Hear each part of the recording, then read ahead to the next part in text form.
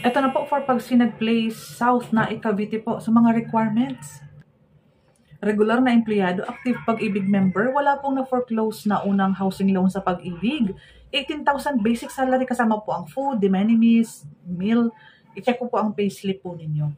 5,500 monthly, ang ganda na po ng deliverable. Yung napanood mo sa vlog na semi-complete na po, na mas pinaganda, sliding windows with pintura na yung walls. Ganun na ganun pa din po ang deliverable unit natin. So for the list of the requirements po, company ID, Papa-Xerox po lahat ng ID, back-to-back with 3 pirma po yan. Original po ang pirma. Make sure po lahat ng mga ID na ipipresent ay hindi po expired. 2 valid ng ID, primary po.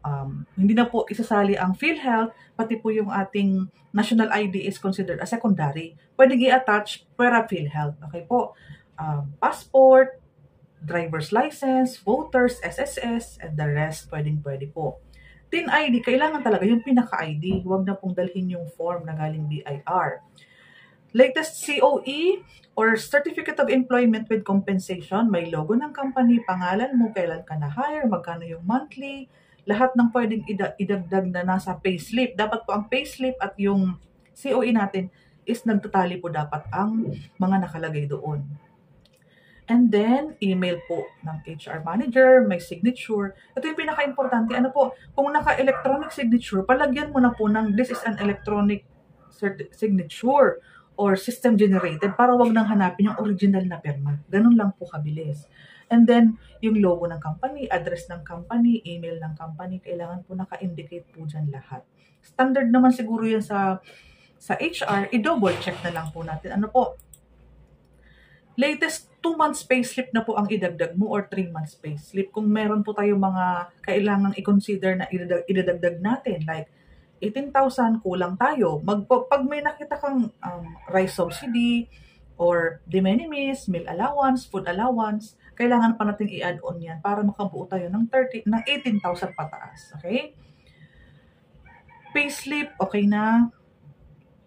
Pag-ibig virtual, gumawa ka na po ng Pag-ibig virtual, ipanoorin mo sa YouTube para i-follow mo na lang po. Screenshot lang naman yun. Latest ESAB, ito po yung nasa Pag-ibig. Dapat po kung sino po ang employer mo ngayon, magre-reflect po yan sa ESAB. Company name and company address, nakalagay po yan. 24 months po, contribution, pwede ka na mag-avail ng Pag-ibig Housing Loan. Yung number 8, ang tawag po dyan is MDF or Members Data Form. Pag OFW, POP, pag individual payer, IP, pag employed, nakalagay po, employed government, employed private, dapat po ganun po. Pag married na dapat, ipa-update mo na po pag pumunta ka para isahang punta, iwasan natin yung mga nasasayang na oras ng pabalik-balik natin. Yung sa birth certificate po, naka-PSA po dapat. Pag single po, birth certificate. Kapag married na, naka-PSA din po yung marriage contract. Since kasal ka na po, dapat may 2 valid IDs din yung asawa mo. Primary din po sana kung pwede. TIN ID, saka isa po pong valid primary ID. Kailangan po talaga yan. Sa Meralco Bill na latest, dapat po maunawaan talaga natin na hindi yan nakapangalan sa atin. So, okay lang.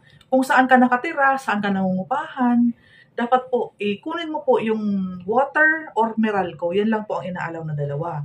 Ngayon po, pupunta ka po ng barangay, kukuha ka ng barangay clearance, na dala mo yung Meralco para ikakopy nila yung address na nasa Meralco. Kailangan po kasi lahat po ay pare-pareho po ang address. Pati po sa form na i-fill out mo sa office.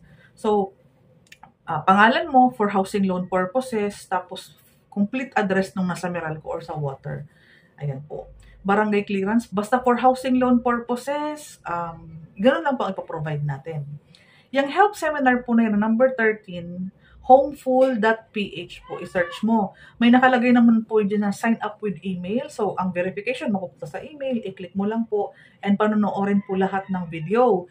Yung mga questions po dyan is lahat, option number 2 or letter B po ang mga answer. Ngayon po, yung reservation agreement na yan, nasa office po yan, personal details mo po yan, and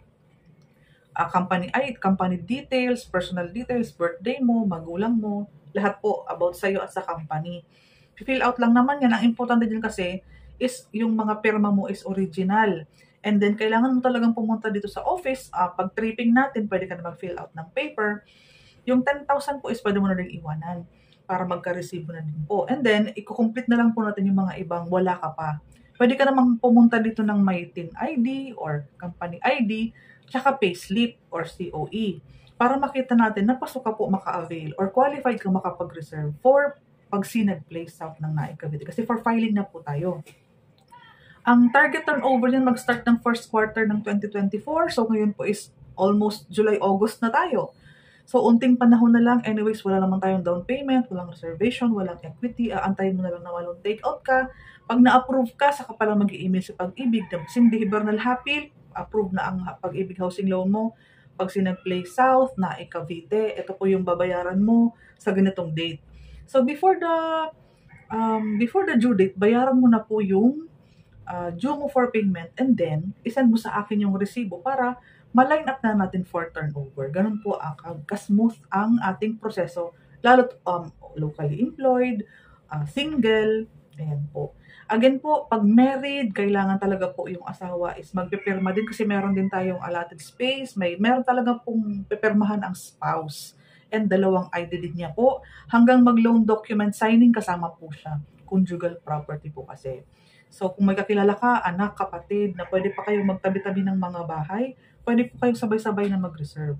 Daily tripping and daily reservation, ganito lang po kami sa Pagsibol, malapit kami sa Pagsinag, kaya daily tripping po, ang office namin po ay katabi lang ng bahay namin. So, anytime, pwede kayong mag-direct pumunta dito.